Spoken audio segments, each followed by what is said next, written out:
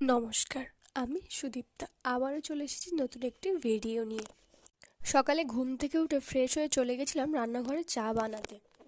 তারপর চা খেয়ে চলে গেলাম ফুল তোলার ঝুড়িটা নিয়ে ছাদে।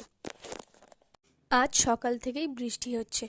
বৃষ্টির মধ্যে ছাদে গিয়ে সব ফুল তুলে নিয়ে নিচে গিয়ে স্নান কমপ্লিট করে আমি রেডি হয়ে গেছি পুজোর জন্য। তো পুজো কমপ্লিট হয়ে গেছে আমার। এবার সকালের ব্রেকফাস্ট সেরে নেব, তারপর চলে যাব রান্নাঘরে। চাল ধুয়ে ভাত বসিয়ে দিয়েছি। এবার পটলগুলোকে কেটে নিয়েছি। তারপর পটলগুলো ধুয়ে নুন হলুদ মাখিয়ে রেখেছি। কড়াইতে তেল দিয়ে দিয়েছি, তেল গরম হয়ে গেছে। এবার একে একে পটলগুলো দিয়ে দেবো। সেগুলোকে ঢেকে রেখে দেব। কিছুক্ষণ পর ঢাকনা তুলে পটলগুলো ভেজে সেগুলোকে নামিয়ে নেব। তারপর কড়াই কিছু মুগ ডাল ভেজে সেগুলো সিদ্ধ করতে বসিয়ে দিয়েছি। এদিকে ভাতও ফুটে গেছে, তো ভাতটাকে নামিয়ে নিয়েছি। ডালটা সিদ্ধ হতে লাগুক ততক্ষণ আমি পনিরের জন্য কিছুটা আলু কেটে নিয়েছি। ডালটা সিদ্ধ হয়ে গেছে, এর মধ্যে নুন হলুদ দিয়ে কিছুক্ষণ ফুটিয়ে নামিয়ে নেব।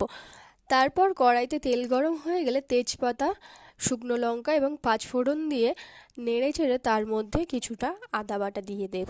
কিছুক্ষণ নেড়ে চেড়ে তার মধ্যে ডালটা দিয়ে দেব। তো ডালটা ফুটে গেলে তার মধ্যে পরিমাণ মতো চিনি দিয়ে ডালটা নামিয়ে নেব।